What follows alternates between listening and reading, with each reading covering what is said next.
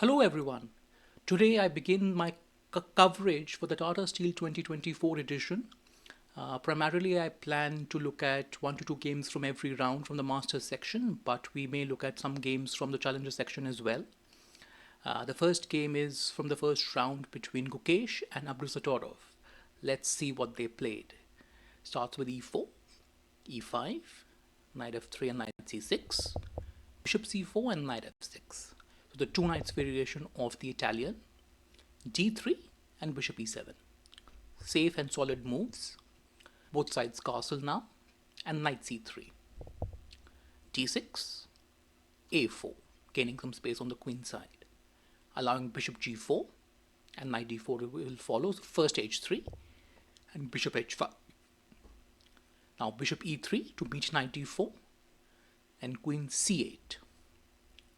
King h1, king h8. So both sides are preparing just to tuck the king on or right on the side. Maybe the rooks can come on the g file, and rook g1 played immediately. Knight d4 and provokes g4 immediately. Now you can't go back with the bishop, because if bishop into bishop g6, then the d4 knight is taken with a pawn. Knight takes, e takes, and bishop takes. White is very well doing here. Knight d7 and f4 will come. This will be perfectly fine for white, in fact probably even winning. So after g4, knight into g4 is mandatory. H takes and bishop takes.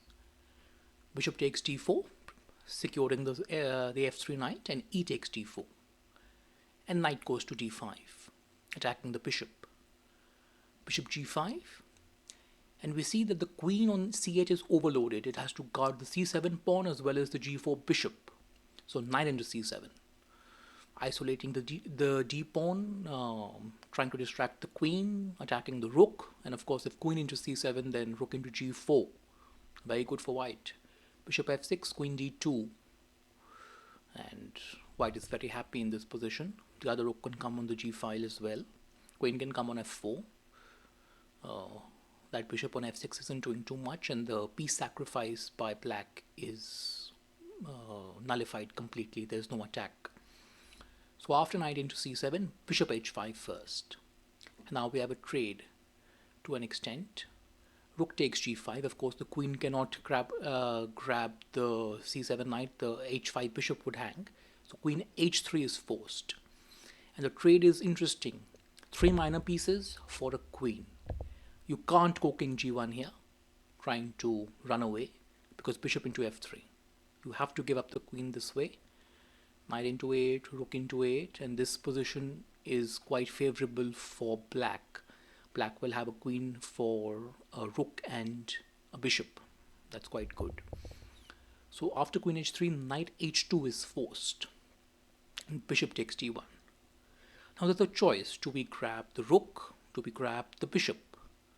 Of course, grabbing a rook sounds better, but if knight into a8, then the bishop tries to undermine our center with bishop c2. Knight c7 and bishop into d3. Bishop takes, queen takes, f3 to secure, but we can play first a6, knight d5, g6, rook to g2, and f5. So we'll see that white's position will become a bit loose, and the queen and the rook will be able to threaten the white king sufficiently, and there's a d4 passed pawn for black. This really can't be played. So after bishop into d1, rook into d1 is forced to an extent. Rook a c8, knight b5, going after the d6 pawn. f5 first, challenging the center. E takes f5 and d5. We want to dislodge that c4 bishop and go after the c2 pawn. Bishop takes d5 and rook takes c2. Of course, both sides have to be very active, but on white, the challenge is to actually coordinate the minor pieces well enough to create a fortress. Black will try to use the brute force of its major pieces to attack the loose white king. Rook g2 first, and queen h4, piling up on f2. Bishop e4, trying to create one very secure piece, and that bishop then can support the knights, and the bishop is supported by a pawn. So it's a rock solid piece. Rook takes f2, knight takes d4, and Abdusattorov trades. We have rook into g2 and king into g2, queen g5 check, king f2, queen h4 check, some shuffling around, king g2 and queen g5 again, and king f1 this time.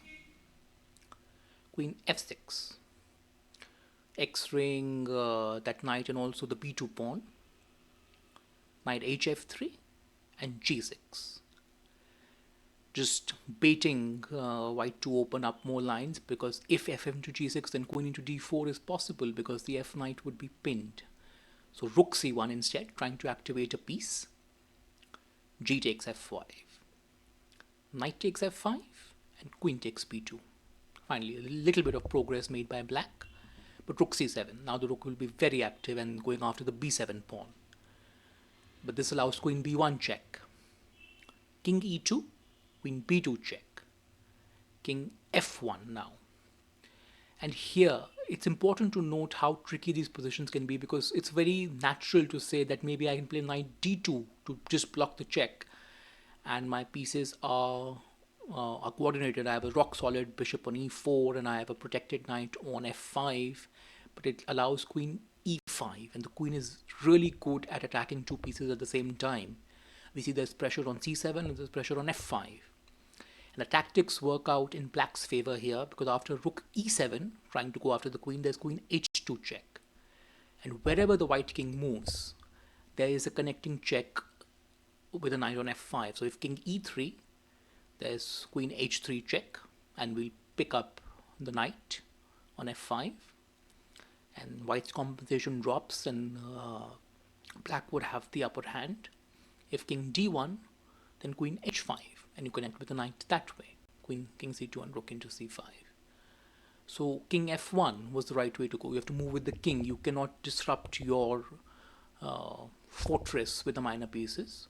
Queen b1 and king e2, queen b2 and king f1, and the players agreed to a very hard fought, well-deserved draw for both sides. Both sides played very well. That's why I wanted to show this game. Thank you all for watching. I'll see you soon with the next game.